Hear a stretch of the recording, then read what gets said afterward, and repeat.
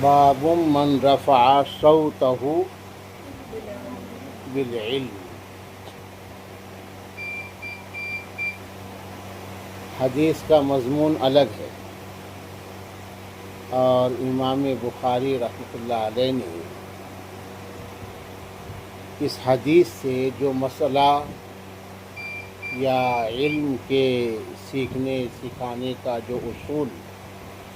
اخذ کیا ہے وہ الگ ہے۔ به قال حدثنا ابو النعمان قال حدثنا ابو عوانة عن ابي بشر عن يوسف بن ماهك عن عبد الله بن عمرو رضي الله عنهم اجمعين قال تخلف عنا النبي صلى الله عليه وسلم في سفرة سافرناها فأدركنا وقد أرهقنا الصلاة ونحن نتوضأ فجعلنا نمسح على أرجلنا فنادى بأعلى صوته ويل للأعقاب من النار مرتين أو ثلاثة۔ امام بخاری کہتے ہیں کہ ہم سے حضرت ابو نعمان نے بیان کیا ہے، انہوں نے کہا کہ ہم سے حضرت ابو عوانہ نے بیان کیا ہے، حضرت ابو عوانہ نے حضرت ابو بشر سے نقل کیا ہے اور انہوں نے حضرت یوسف بن ماہک سے نقل کیا ہے، انہوں نے حضرت عبداللہ ابن عمرو سے نقل کیا ہے۔ حضرت عبداللہ ابن عمرو واقعہ بیان کر رہے ہیں، فرمایا کہ ہم نبی کریم صلی اللہ علیہ وسلم ہمارے سے پیچھے ہو گئے ایک سفر میں، اللہ کے نبی پیچھے ہو گئے اور صحابہ کی ایک جماعت تھوڑا آگے نکل گئی۔ سافرناہا، جو سفر ہم کر رہے تھے، فادرکنا وقد ارہقنا الصلاۃ، اس دوران نماز کا وقت ہو گیا اور نماز کا وقت آخری مرحلے میں تھا، قریب الختم، چونکہ راستے میں کہیں پانی نظر نہیں آیا کہ وضو کر کے نماز پڑھیں، نماز کا وقت گزر رہا تھا، ایک جگہ پانی نظر آیا صحابہ کو،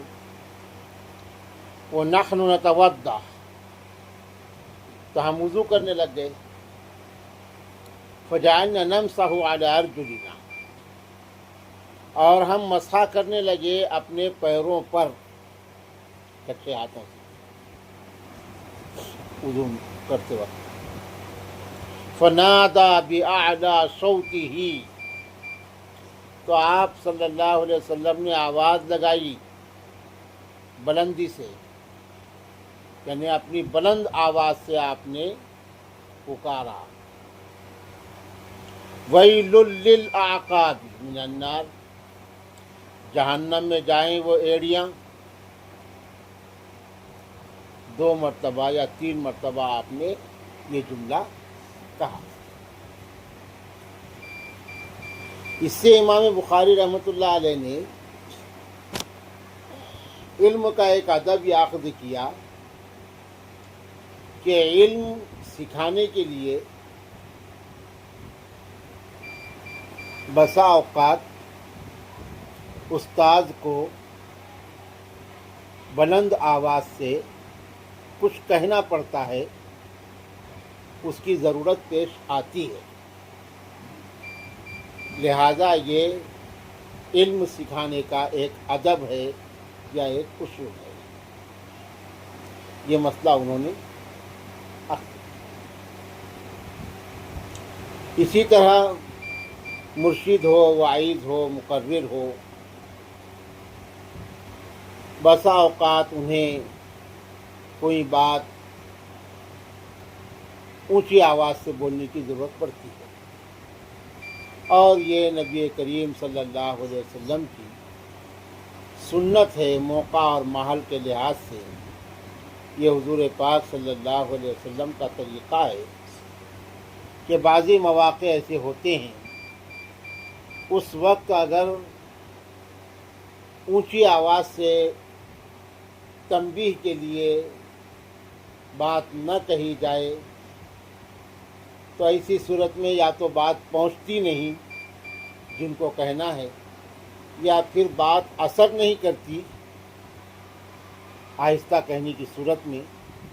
اس لیے وہاں اونچی آواز سے بات کرنا ضروری ہوتا ہے۔ یہ امام بخاری نے اس میں عرض کیا ہے۔ جیسے اللہ کے نبی صلی اللہ علیہ وسلم نے یہاں بلند آواز سے ویل للعقاب کہا تو صحابہ چونک گئے کہ ایک تو جملہ سخت ہے اور پھر آپ اونچی آواز میں کہہ رہے ہیں، تو صحابہ چونک گئے، رک گئے اور پھر اپنی غلطی کو درست کیا۔ سمجھ میں آیا؟ اگر اللہ کے نبی نرمی سے کہتے اور آہستہ کہتے اور سخت جملہ نہیں کہتے تو صحابہ کرام ممکن ہے نماز کا وقت ختم ہونے کے قریب تھا، وہ دوڑ رہے تھے نماز جلدی پڑھنے کے لیے، کوئی دھیان دیتا کوئی نہیں دیتا اور وہ ایسا نماز کی نیت باندھ دیتے تو بغیر وضو کے نماز ہو ہی نہیں سکتی جب وضو ہی نہیں ہوا تھا۔ تو یہاں سختی کے ساتھ اونچی آواز میں بولنا ضروری ہے۔ یہ امام بخاری نے عقد کیا ہے۔ ہم نے بھی اس سے ایک اہم چیز اخذ کی ہے، وہ یہ کہ حضور پاک صلی اللہ علیہ وسلم ہمہ وقت اپنے ساتھیوں کے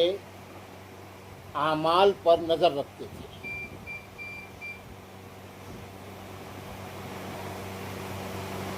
اور حسب موقع و ضرورت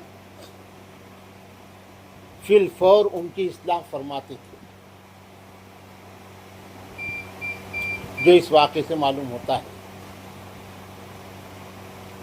بس اس واقعے کے تناظر میں ہمیں یہ سبق ملتا ہے کہ ہر شیخ کو اپنے مریدین پر، ہر استاذ کو اپنے شاگردوں پر، اور ہر سرپرست کو اپنے ماتحتین پر ہمہ وقت نظر رکھنی چاہیے،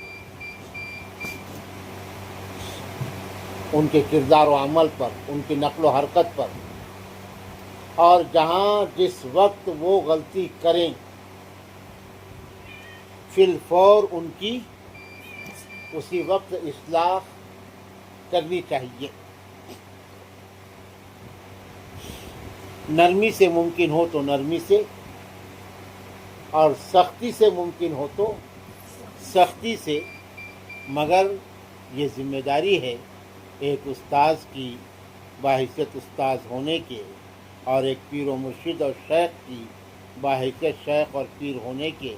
اور ایک سرپرست کی، چاہے وہ والدین ہوں یا گھر کے کوئی بڑے ہوں، یہ ان کی ذمہ داری ہے۔ اگر وہ ایسا نہ کریں، ایک تو یہ حضور صلی اللہ علیہ وسلم کے سنت کے اور طریقے کے خلاف ہے، اور دوسری بات یہ کہ ان سے پوچھنا، جیسے دوسری حدیث میں حضور صلی اللہ علیہ وسلم نے بتایا کلکم راعٍ وکلکم مسئول عن رعیتہ، تم میں سے ہر ایک نگراں ہے اور ہر ایک سے اس کی ذمہ داری کے بابت اللہ تبارک و تعالی پوچھیں گے۔ اللہ کے نبی صلی اللہ علیہ وسلم نے بتایا ہے۔ اس حدیث سے بھی یہ ثابت ہوتا ہے کہ ہر بڑے کو اپنے چھوٹوں کی نقل و حرکت پہ ہمہ وقت توجہ اور نظر رکھنا چاہیے، اور غلطی پر فی الفور نکیر کرنا چاہیے اور اصلاح کرنی چاہیے۔ یہ ایک چیز۔ دوسری چیز یہ کہ اصلاح کرنے کے لیے مصلح یعنی بڑا وہ موقع کی مناسبت سے سخت جملہ بھی استعمال کر سکتا ہے تاکہ ساتھی چونک جائے اور فوری وہ اپنی اصلاح کی طرف متوجہ ہو جائے، جیسا یہاں اللہ کے نبی نے انتہائی سخت جملہ استعمال کیا ہے، جہنم میں جائے وہ ایریا صحابہ چونک گئے۔ یہ اس حدیث سے ہمیں بڑے سبق ملتے ہیں۔